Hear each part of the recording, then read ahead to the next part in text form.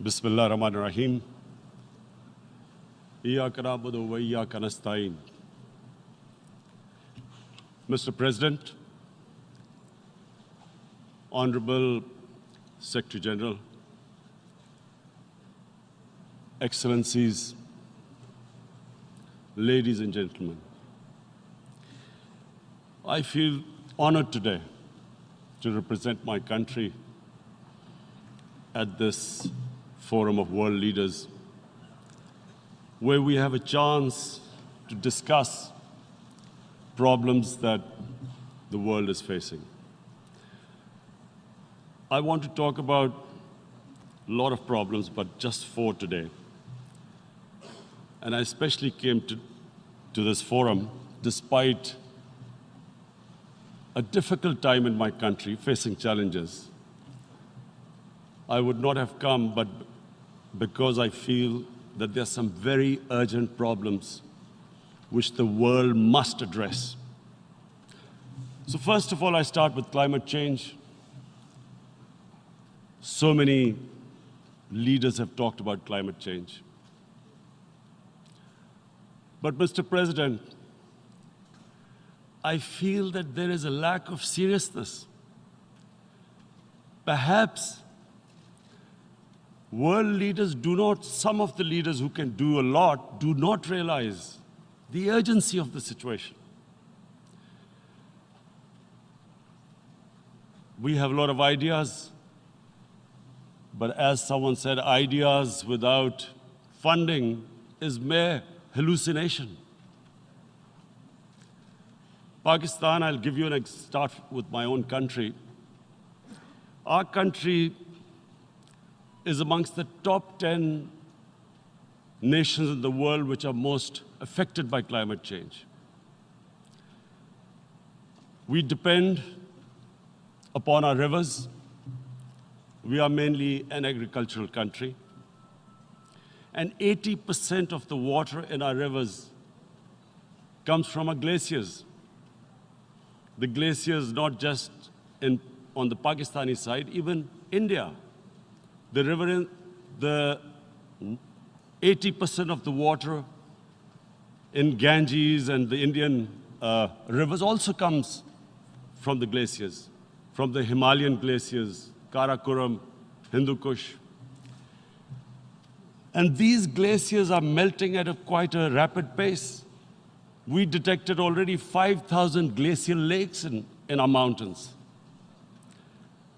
And if this keeps going, if nothing is done, we are scared that humans are facing a huge catastrophe.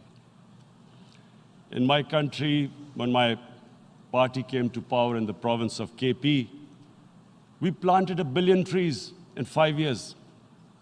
Now we've set ourselves a target of 10 billion trees in Pakistan. Idea being to counter the effects of global warming. But one country cannot do anything. This has to be a combined effort of the world.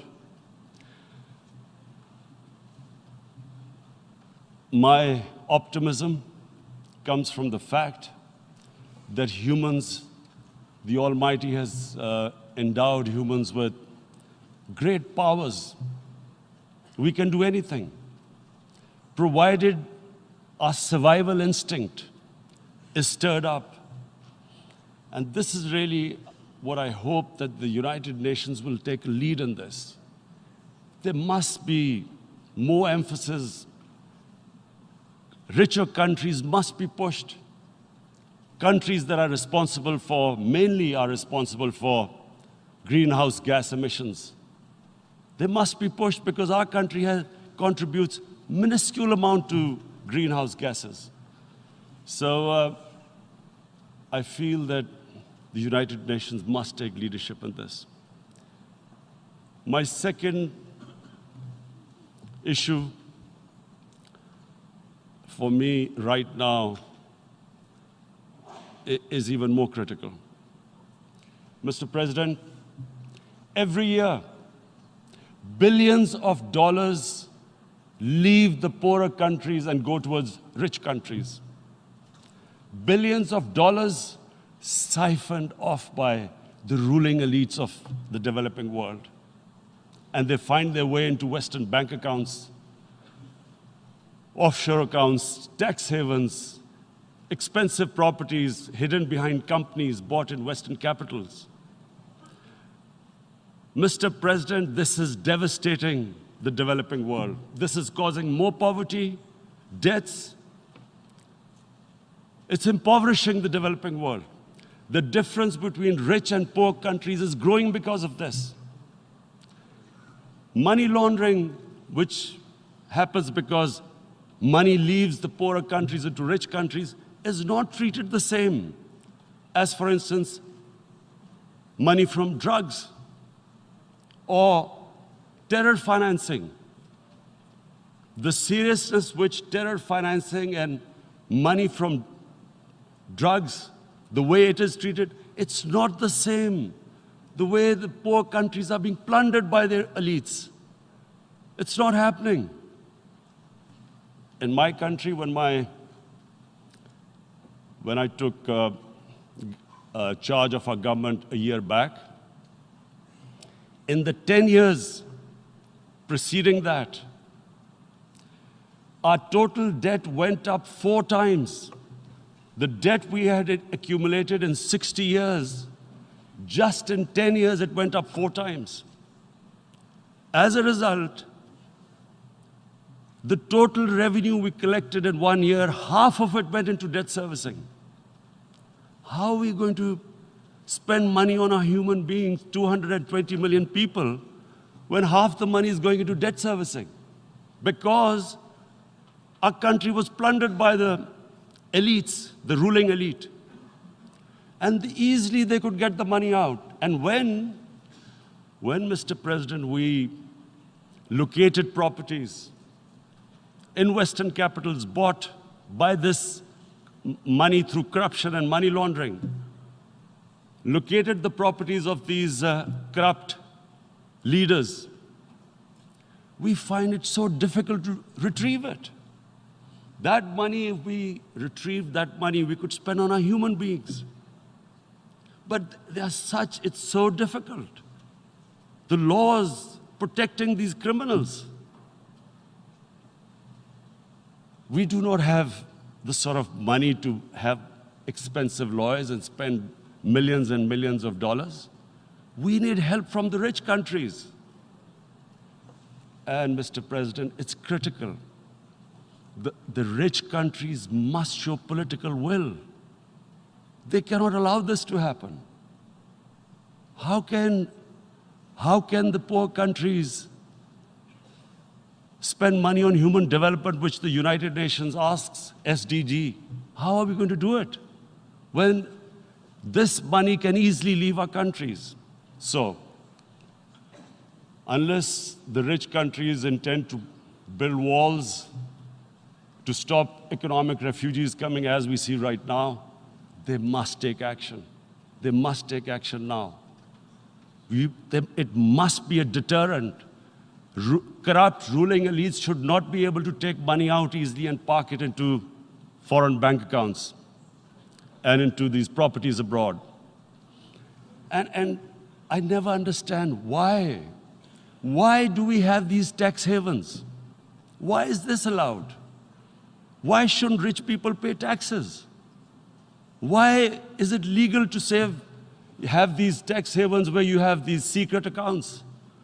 Because, the world is changing. The population of the world is growing. Sooner or later, you're going to have a crisis. If the poor get poorer and the rich get richer, there is going to be a crisis sooner or later. So this is my second point. I hope that the United Nations takes a lead in this. It involves the IMF, the World Bank, Asian Development Bank. They must find a way of stopping this plunder of the developing world. My third point is Islamophobia. There are 1.3 billion Muslims in this world.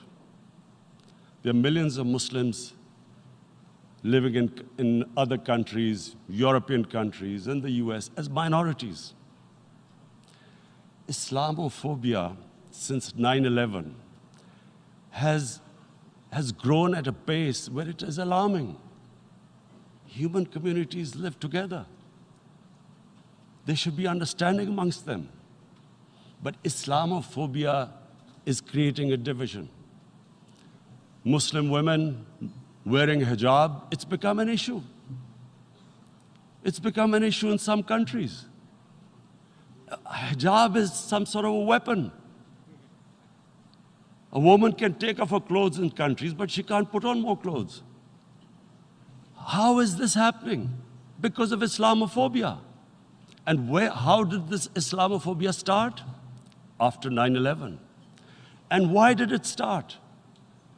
Because certain Western leaders equated terrorism with Islam. Islamic terrorism. Radical Islam. What is radical Islam?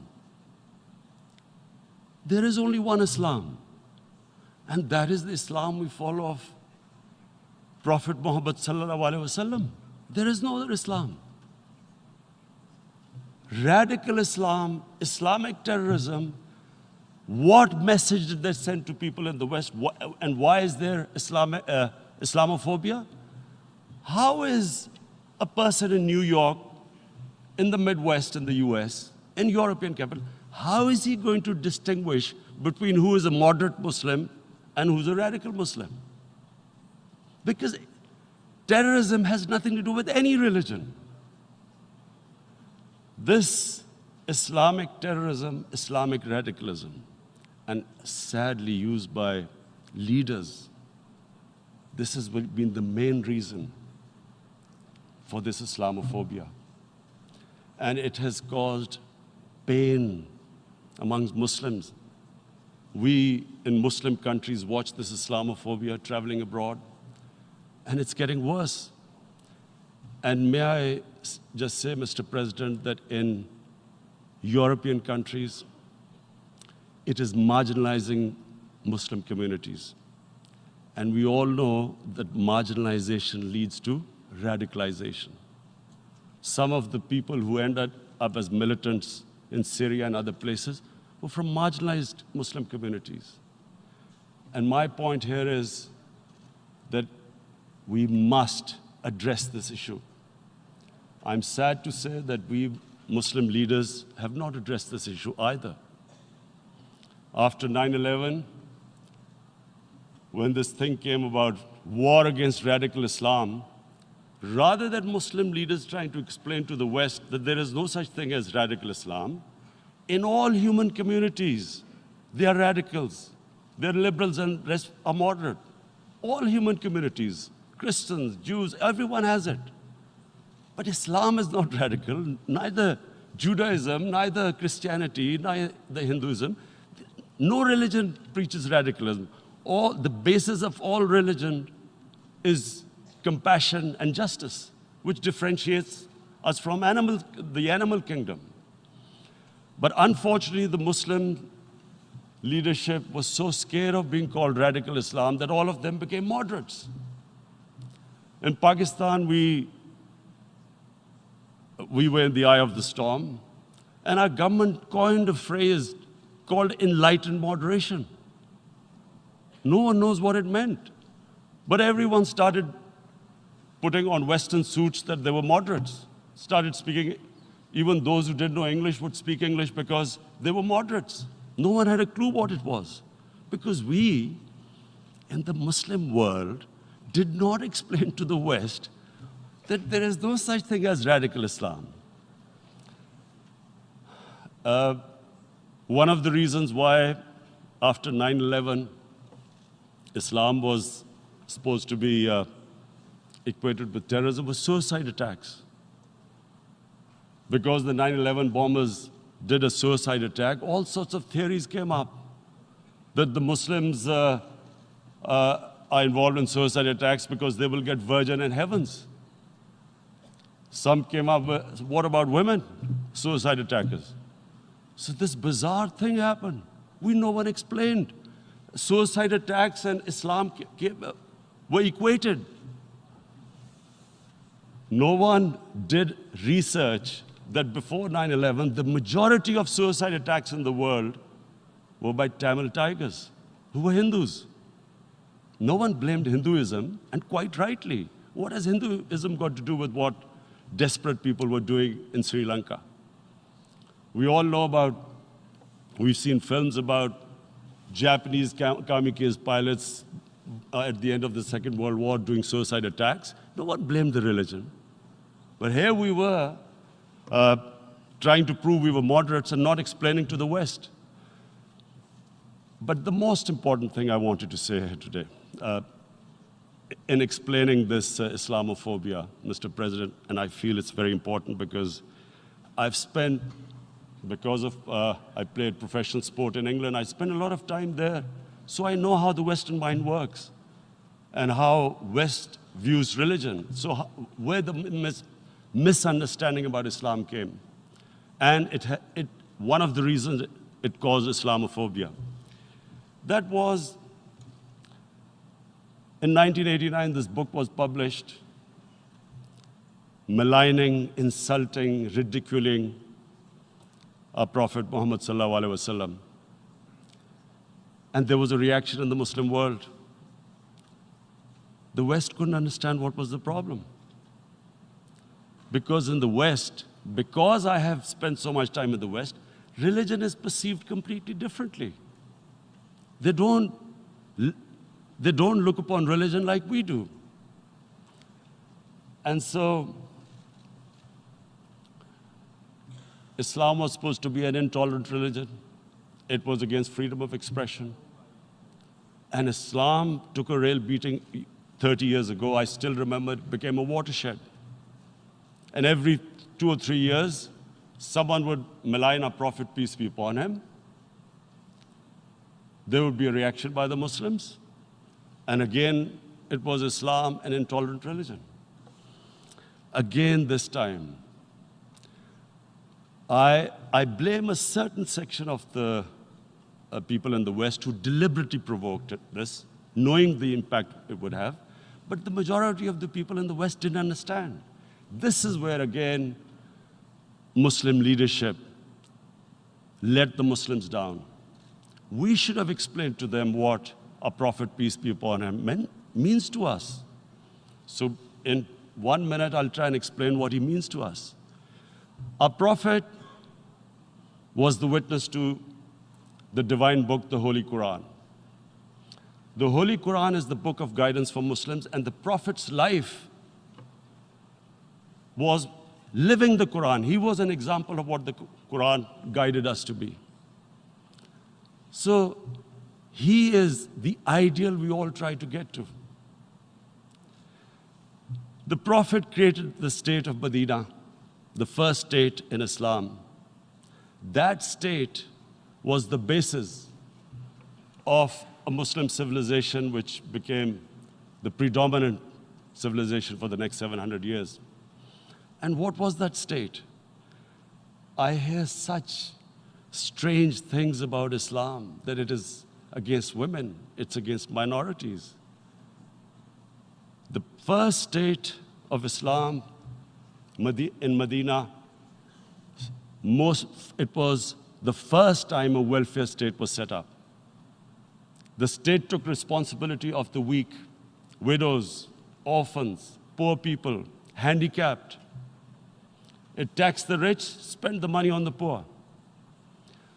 The state announced that all human beings are children of Adam, hence equal, whatever the color of their skin. The state announced, the Prophet announced that, and slavery, the whole system depended on slavery as it did for many years in the Western societies. The Prophet said that one of the greatest deeds is to free a slave. But because the society depended on slavery, he said, but if you have to treat them as an equal member of the family. And as a result, something happened in a Muslim world which hasn't happened in any other civilization. Slave dynasties appeared. Slaves became kings. The Mamluks, slaves who ruled Egypt. In India, there were slave dynasties. And then, with minorities, again, you hear that Islam is supposed to be against minorities. Let me just make this clear. In Islam, the Prophet announced that everyone was free to practice his religion. It was a sacred duty to protect the places of worship of all religions. He announced that every person is equal in front of law, whatever his religion or his color. And this incredible case, and I always quote this, that the fourth Khalifa, the head of state of Medina, he lost a court case against a Jewish citizen. So, number one, it showed there was a rule of law, no one was above law. And number two, that a Jewish citizen was an equal citizen. So, Mr. President, when a Muslim society is unjust to its minorities, it is going against the religion of Islam and our Prophet, peace be upon him. So, it is important to understand this. The Prophet lives in our hearts. When he's ridiculed, when he's insulted, it hurts. As we human beings understand one thing, the pain of the heart is far, far, far more hurtful than physical pain. And that's why the Muslims react. And I always thought that if I ever had the stage, I would try and explain this to the world community, especially to the Western community, because having lived in the Western community, people didn't understand this. When I first went as a teenager to England, there was a comedy film on Jesus Christ. It's unthinkable in Muslim societies. So we need to explain that, look, in a human community, we must be sensitive to what causes pain to other human beings. We have, in the Western society, and quite rightly, the Holocaust is treated with sensitivity because it gives the Jewish community pain. That's all we ask, that do not use freedom of speech to cause us pain by insulting our Holy Prophet. That's all we want. And now, the number fourth point, Mr. President, and this is the most critical point, is the reason why I especially came here. It is about what is happening in Kashmir. Before I go on this, I want to make one thing clear, that when we came to power, my first priority was that Pakistan would be a country which will try its best to bring peace. We had been through this war on terror. We joined the United States war on terror after 2001. And Pakistan went through one of its worst periods where 70,000 Pakistanis died and over 150 billion was lost to our economy.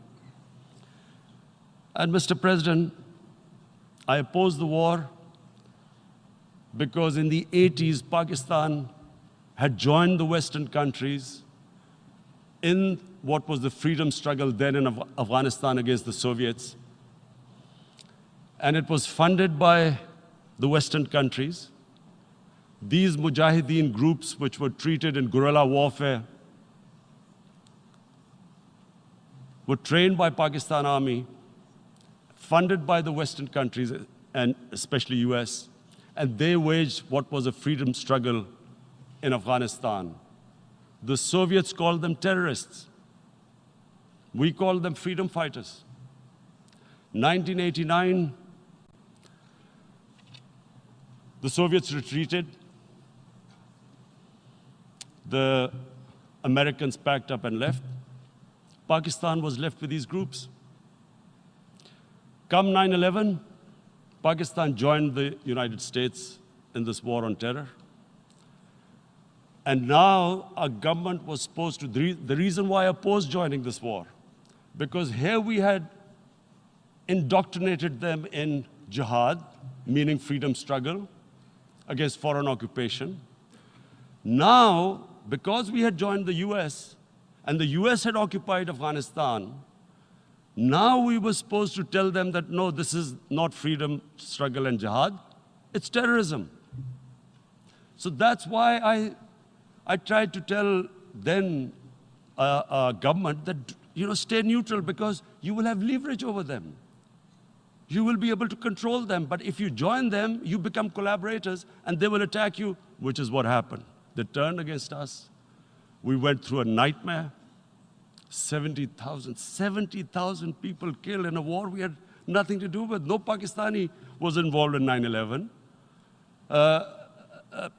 Taliban were in Afghanistan. Al-Qaeda was in Afghanistan. What had we to do with it? 70,000 Pakistanis died. So when we came to power, we decided that we would dismantle what was left of these groups. And this decision was taken not just by us, but by all the political parties in Pakistan. Unfortunately, they didn't implement it. So we came to power, we decided to implement it, and we dismantled whatever was left of the groups. And I know that India keeps accusing us that there are these groups there. I would like the United Nations to send observers, see for themselves what we've done. No Pakistani government would have dared to do this because it would have created strife. But we decided that there would be no militant organizations in Pakistan. So I need to give you this background and to what I'm going to say later on. And secondly, we started mending fences. I invited the Afghan president. We developed a relationship with Afghanistan. We had problems with Iran. We mended fences there. And then India. Now let me just give you a little background about my relationship with India. Because of cricket, and cricket being it's a passion in the subcontinent, I had great following in India. I have friends in India, and I loved going to India. So immediately, when my party came to power, the first thing we did was to immediately reach out to India.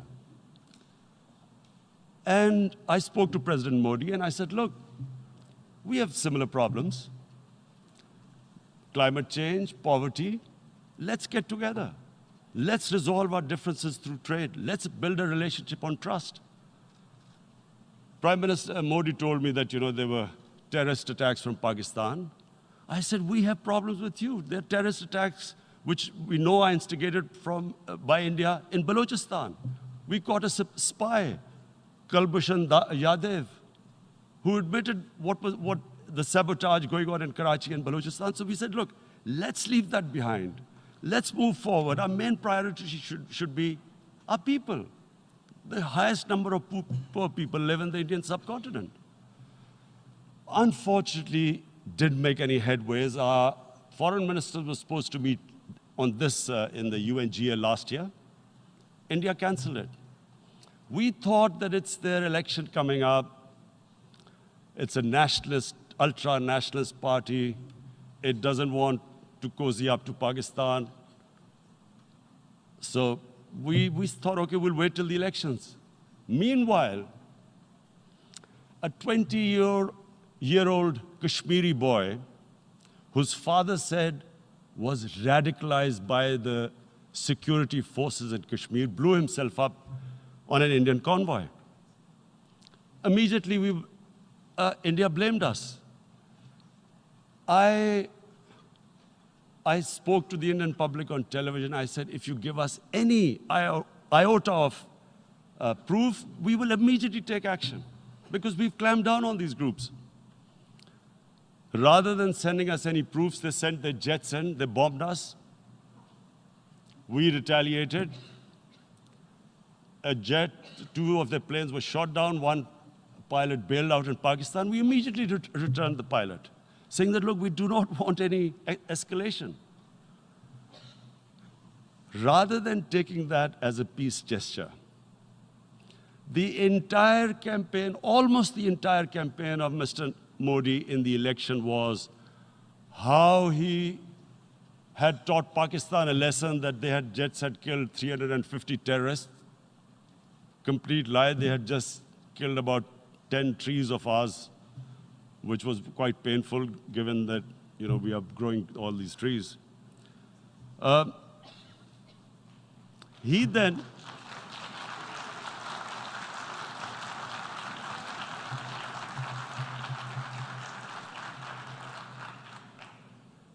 the election campaign, Mr. Modi used words like, this is just a trailer.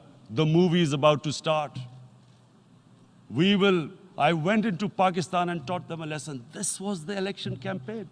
Okay, so we thought, us politicians make all these statements to win elections. So, okay, after elections, we'll get back to our normal relationship. Well, the moment the elections ended, we approached India. No response, but then we discovered they were trying to push us in the FATF blacklist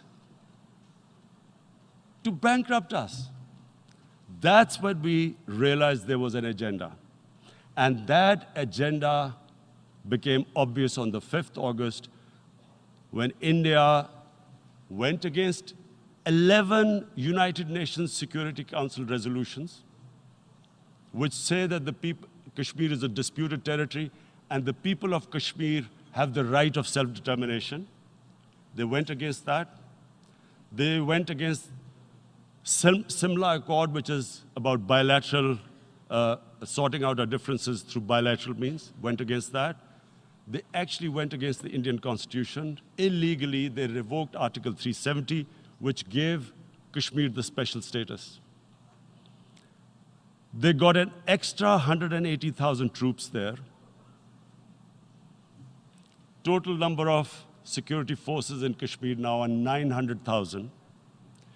And they put 8 million people of Kashmir under curfew.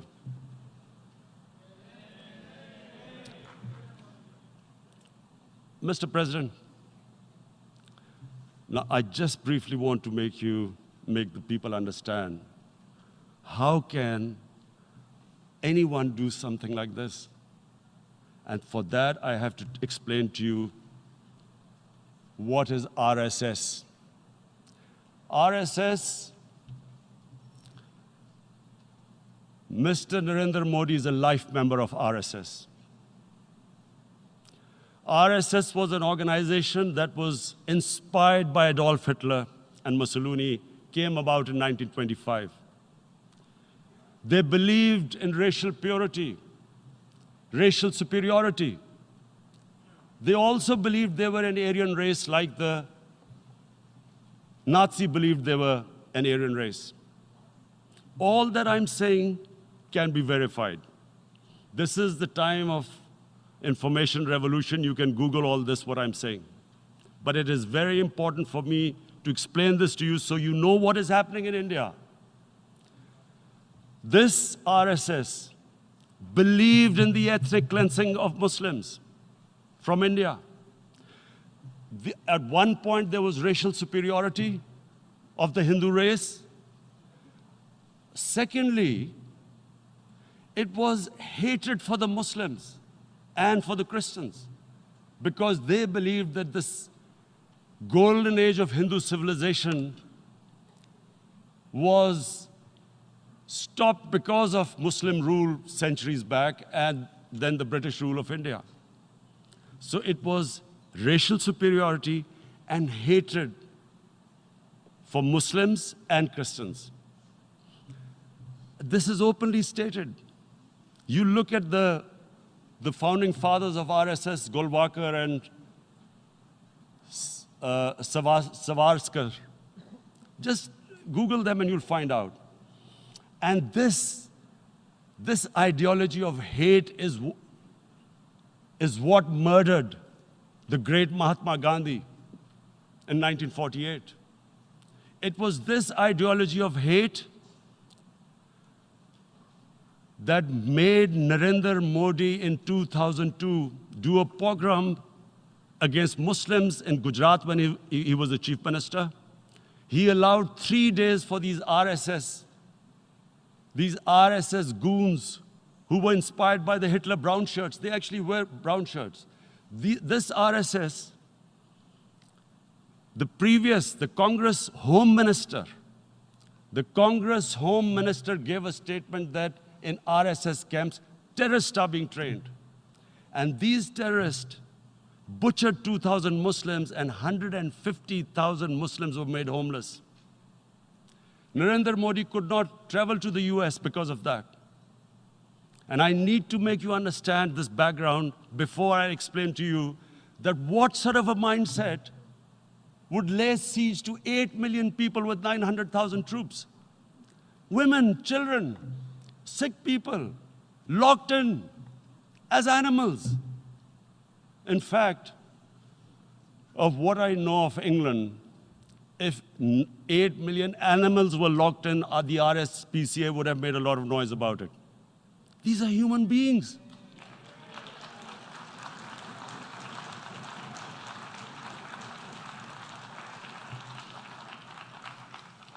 And Mr. President, what comes with racial superiority, these illusions of Aryan superior race, is arrogance. The two go together. And it's arrogance that makes people make mistakes and do stupid things. Cruel things like what Narendra Modi has done. It's sheer arrogance. And it's arrogance that has blinded him from the fact that what is going to happen when the curfew is lifted? Has he thought about it? This hasn't been thought through. What is he going to do when he lifts the curfew? Does he think that people of Kashmir will quietly accept the status quo because India has changed the constitution and taken away the special status? They'll accept that? Mr. President, 100,000 Kashmiris have died in the past 30 years because they were denied the right given by the United Nations, the right for self-determination. 100,000 have died and 11,000 women have been raped. There are 2 United Nations human rights reports on this. The world hasn't done anything because India is a huge market, 1.2 billion people. Sadly, the material prevails over the human. But this has serious consequences. Again, I repeat, that's why I'm here. Look, what is going to happen when the curfew is lifted will be a bloodbath. The people will come out. There are 900,000 troops there. They haven't come to, as Narendra Modi says, he's done this for prosperity of Kashmir. This is supposed to be for the development. These 900,000 troops, what are they going to do when they come out? There'll be a bloodbath. Has he thought it through what happens then? Mr. President, has anyone thought that what happens when there is a bloodbath? What do you think the impact will have on people of Kashmir? What do you think they will think? The way they have been boxed in their houses, treated like worse than animals, no rights. Thousands of all the political leadership has been arrested, taken out of Kashmir. Even those Kashmiri leaders who were pro-India have been taken out. 13,000 boys have been picked up and taken to God knows which destinations. So what do they think? What will the people of Kashmir do when they lift the curfew? They will be out in the streets. And what will these soldiers do? They will shoot them. They've already used pellet guns, blinded young boys. In the last 6 years, the 5 years, the oppression that has gone on in Kashmir. And so, Kashmiris will be further radicalized. Mr. President, there will be another Pulwama. And guess what? India will blame us. They're already blaming us. They're saying all this is happening because of Pakistan. One of their defense ministers said, there are 500 terrorists lined up on the border to go in. Why would Pakistan send 500 terrorists when there are 900,000 troops? What impact are they going to make? What will they do?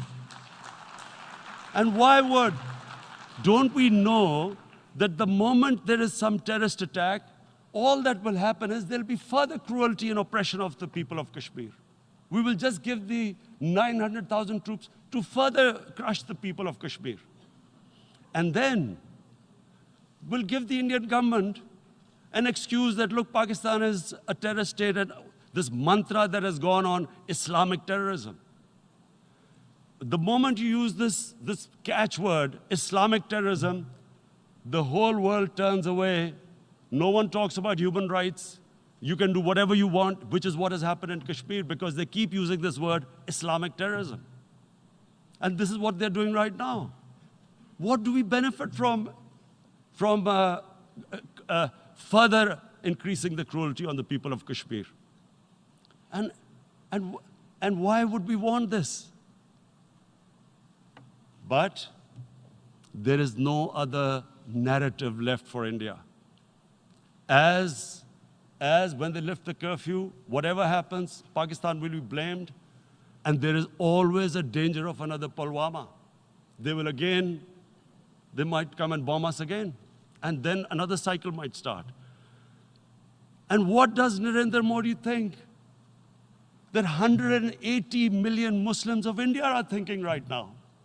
Aren't they watching these Kashmiris stuck inside for 55 days they've been stuck in? Aren't they watching? What do you think? Don't you think that the Muslims will be radicalized in India? And I'm talking about 180 million people.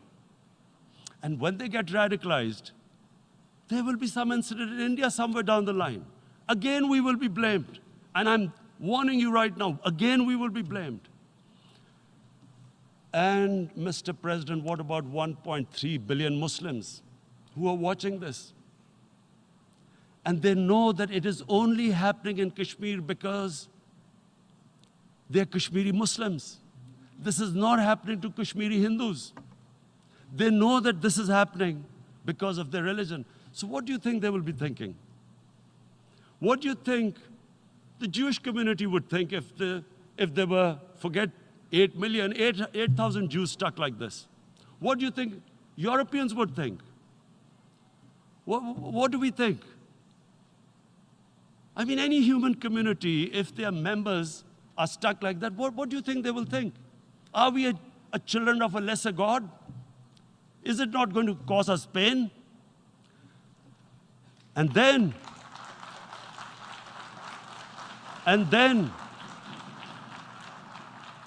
I'll tell you what will happen. People will, in the 1.3 billion Muslims, someone will pick up arms.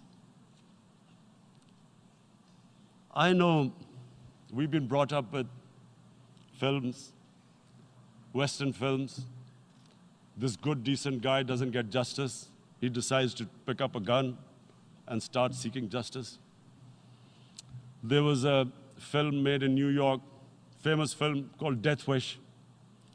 This guy gets mugged by and his family, his wife gets killed or something. He can't get justice. He picks up a gun and he goes around shooting muggers. And the whole cinema cheers him on. So what do you think the Muslims are thinking right now?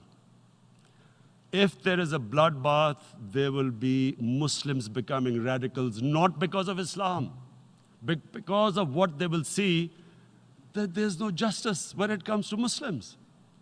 There were Rohingya Muslims, Myanmar, who are, God knows, almost 1 million people out, ethnic cleansing. What was the response of the world community? So what do you think will be the response of 1.3 billion Muslims? I picture myself. I'm in Kashmir. I've been locked up for 55 days. I have heard about, and there are rapes, Indian Army going into homes, soldiers. Would I want to live this humiliation? Would I want to live like that? I would pick up a gun. You're forcing people. You are forcing people into radicalization. When people lose the will to live, what is there to live for? And this is what, if you can do this to human beings, you are actually radicalizing people. And so, Mr. President, I want to repeat here, this is one of the most critical times. There will be a reaction to this. Pakistan will be blamed. 2 nuclear-armed countries will come face to face like we came in February. And before we head in that direction, the United Nations has a responsibility. This is why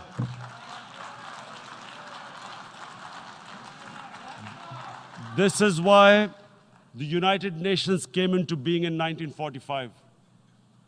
You were supposed to stop this happening.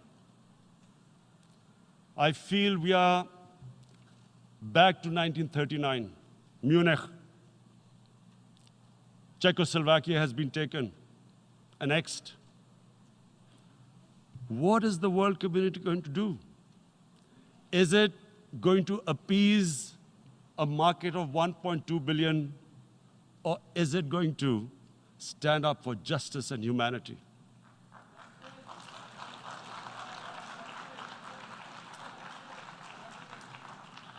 If this goes wrong, you hope for the best, but be prepared for the worst. If a conventional war starts between the 2 countries, Mr. President, if a conventional war starts, and anything could happen, but supposing a country 7 times smaller than its neighbor is faced with the choice, either you surrender or you fight for your freedom till death, what will we do? I ask myself this question. And my belief is, La ilaha illallah, there is no God but one. And we will fight. And when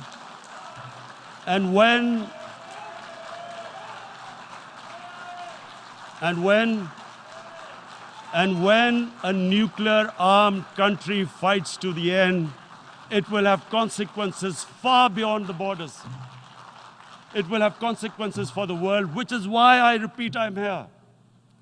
Because I'm warning you, it's not a threat. It's a fair worry that where are we headed? And I've come here to tell the UN, you've got to, this is a test for the United Nations. You are the one who guaranteed the people of Kashmir the right of self-determination. They are suffering because of that. And this is the time. This is the time not to appease like in 1939 appeasement took place. This is the time to take action. And number 1 action must be that India must lift this inhuman curfew, which has lasted for 55 days. It must free all political prisoners, and especially those 13,000 boys that have been picked up. Parents don't know where they've disappeared. And then the world community must give the people of Kashmir their right of self-determination. Thank you.